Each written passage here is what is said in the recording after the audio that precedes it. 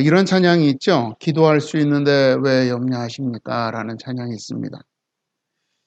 이 찬양을 부를 때마다 우리는 대부분 다 주님의 도우심을 기대하며 또 주님이 도우실 거다라고 하는 그런 확신을 받으면서 위로와 소망을 얻게 됩니다. 정말 더 이상 아무것도 할 수 없을 것 같을 때, 그래서 절망하며 괴로워할 때 기도할 수 있는데 왜 염려하느냐라고 하는 이런 이야기를 들으면 그래, 그래도 하나님이 내가 뭔가 이렇게 해집고 나갈 수 있는 길을 마련해 주실 거야. 나의 이런 상황을 바꿔줄 수 있는 어떤 은혜를 주실 거야 라고 하는 그런 위로를 받게 되죠. 그리고 그것으로 인해서 소망을 가지고 기도하면서 하나님 앞에 나아가서 정말 하나님 다른 길은 없고 하나님 주님의 도우심밖에 이제 남아있는 것이 없습니다 라고 이렇게 고백하게 됩니다. 이처럼 마지막 소망을 하나님께 두고 기도하는 것을 보면서 우리는 이분들의 믿음에 대해서 굉장히 신실하다. 정말 저분이 그렇게 막 끝까지 하나님만을 의지하는구나 라고 하는 그런 어떤 평가를 내리게 됩니다. 그런데 여러분, 우리가 성경에 나와 있는 많은 그 믿음의 위대한 사람들을 보게 되면 그분들은 고난 앞에서 그 고난을 벗어나기 위해서 기도하지 않았다라고 하는 사실입니다.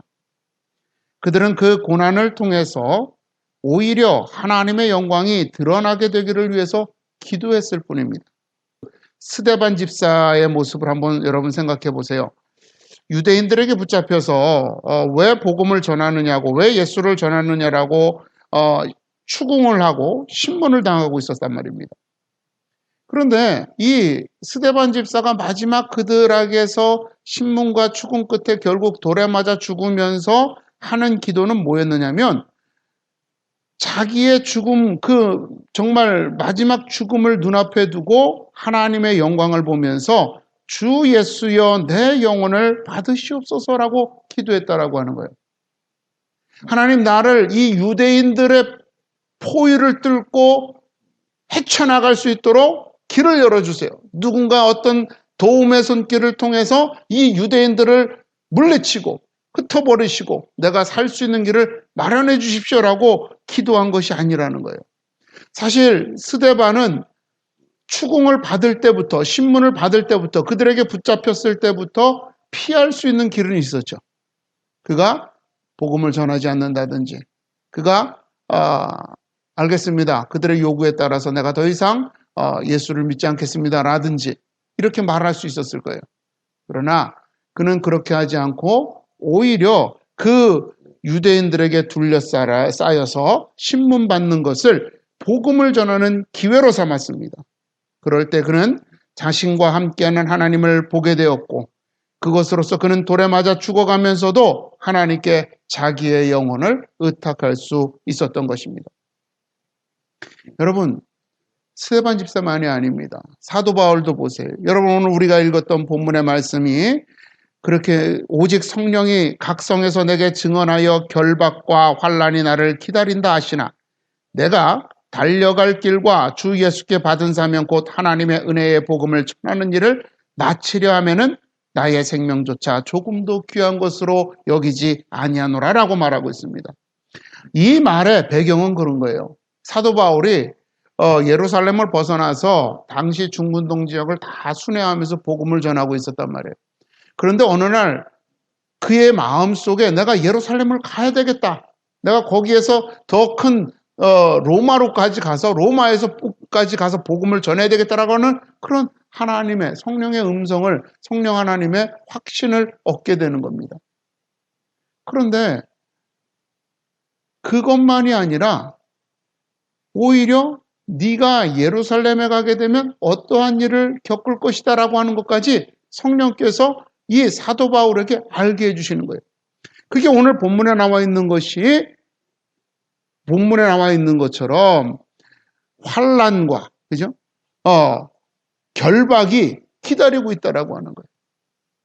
환난과 결박이 그를 기다리고 있다는 것을 성령께서 가르쳐 주신 거예요. 그럼에도 불구하고 사도 바울은 예루살렘으로 가겠다라고 마음을 결정했다는 겁니다. 이것을 한 제자들이 만류하죠. 거기 가면 죽을 겁니다. 거기 가면 죽을 겁니다. 그러면서 사도 바울이 예루살렘에 가는 것을 그만두도록 설득하고 제지합니다. 그럴 때 사도 바울이 하는 말이 뭐예요? 나 그거 이미 알아. 내가 거기에 가면 사람들에게 붙잡히게 될 것이고 사람들에게 수치를 당하고 모멸을 당하고 매를 맞고 그들에게 체포돼서 나는 온갖 고난을 당할 것을 알아. 이미 성령께서 나에게 알려주셨어. 그러나 24절 내가 달려갈 길과 주 예수께 받은 사명 곧 하나님의 은혜의 복음을 전하는 일을 마치려 하면은 나의 생명조차 조금도 귀한 것으로 여기지 않는다. 그거 상관없어. 내가 해야 될 일들, 내가 주님의 은혜를 받은 것에 대해서 감사하고 그것을 고백해야 하는 이 일들이 더 소중한 일이야 라고 말하면서 기꺼이 자기 자신을 드리기 위해 예루살렘으로 갔던 것입니다. 여러분, 이처럼 믿음의 선배들은 정말 하나님의 도우심이 필요하다고 여겨지는 그러한 상황 속에서 기도하며 빠져나갈 길을 구하지 않았습니다. 오히려 당당하게 맞서며 자기의 생명과 영혼을 하나님께 바쳤던 것입니다. 그들의 기도는 지금 우리가 하고 있는 기도밖에 할 수밖에 없는데, 기도밖에 없는데 왜 이렇게 염려하십니까? 라고 하는 그런 우리의 기도와는 질적으로 다른 차원이 달랐던 것입니다. 여러분, 우리는 기도밖에 할 수 없는 것이 아닙니다. 기도밖에 할 수 없는 것이 아니라 우리의 주를 위해서 죽을 수 있는 것입니다. 주를 위해서 죽는 것을 두려워하니까 벗어날 길을 마련해달라고 기도밖에 할 수 없다라고 말하는 거죠. 죽어야 되는데 죽지 않고 벗어나려고 하니까 나는 기도할 수밖에 없다라고 그렇게 얘기하는 거예요. 주의 복음을 전할 수 있는데 우리는 주의 복음을 전해야 하는데 그런데 복음이 아닌 자기가 인정받으려고 하니까 내가 복음을 전하기보다는 내가 좀 더 높아질 수 있는, 내가 인정받을 수 있는 길을 마련해달라고 하나님께 기도하는 거란 말입니다. 주를 위해서 낮아질 수 있습니다. 그런데 자존심 상하는 것이 싫으니까 내 자존심을 회복할 수 있는 길, 내가 다시 사람들 앞에서 높아질 수 있는 길을 마련해달라고, 그 길은 하나님께만 달려있다라고 고백하면서 하나님 앞에 기도하게 되는 것입니다. 이 모든 것을 인정하지 않으니까 여러분, 기도밖에 할 것이 없다라고 말하는 거죠. 우리는 기도밖에 할 수 없습니다. 우리에게 남아있는 것은 기도뿐만이 아니라 우리는 주를 위해서 죽을 수 있고 주를 위해서 복음을 전할 수 있고 주를 위해서 우리의 자존심을 꺾을 수 있는 일들, 나를 내려놓을 수 있는 일들이 충분히 있단 말입니다. 그러면도 그것을 인정하지 않으니까 기도밖에 할 것이 없습니다라고 하면서 하나님께 이 상황을 벗어날 길을 알려달라고 도와달라고 기도하는 겁니다. 여러분, 우리는 주를 위해 죽어야 합니다. 우리는 복음을 위해 죽어야 합니다. 우리는 더 낮아져야 합니다. 그것을 외면하지 마십시오. 그것을 외면할 때 벗어날 길을 달라고 기도하는 것입니다. 외면하지 않고 맞설 때 우리는 스데반 집사와 같이 우리의 영혼을 하나님께 맡기게 되는 것입니다. 외면하지 않을 때 사도 바울과 같이 생명을 아끼지 않고 하나님께 드리겠노라고 고백하게 되는 것입니다. 피하고 도망치고 벗어나고 싶은 상황이 있으신가요? 그렇다면 아직 하나님 앞에서 자신을 내려놓지 않았기 때문입니다. 그 상황을 통과하는 것이 하나님께 나아가는 길이기에 주께서 그와 같은 길을 겪게 하시는 것입니다. 우리의 욕심을 죽이고 자존심을 죽이고 세상에 대한 기대와 소망을 죽이기 위하여 마련하신 하나님의 계획입니다. 시편 기자는 그래서 그 고난을 가르쳐서 내게 유익이다라고 이렇게 노래했던 것입니다. 이스라엘을 홍해 앞으로 인도하신 하나님, 그들을 광야로 인도하신 하나님, 그 하나님께서는 우리의 인생에 홍해라고 하는 정말 앞으로도 뒤로도 옆으로도 갈 수 없는 그런 사면초가 같은 상황으로 또 우리의 인생에 광야라고 하는 고독과 외로움으로 우리를 인도하시는 것입니다.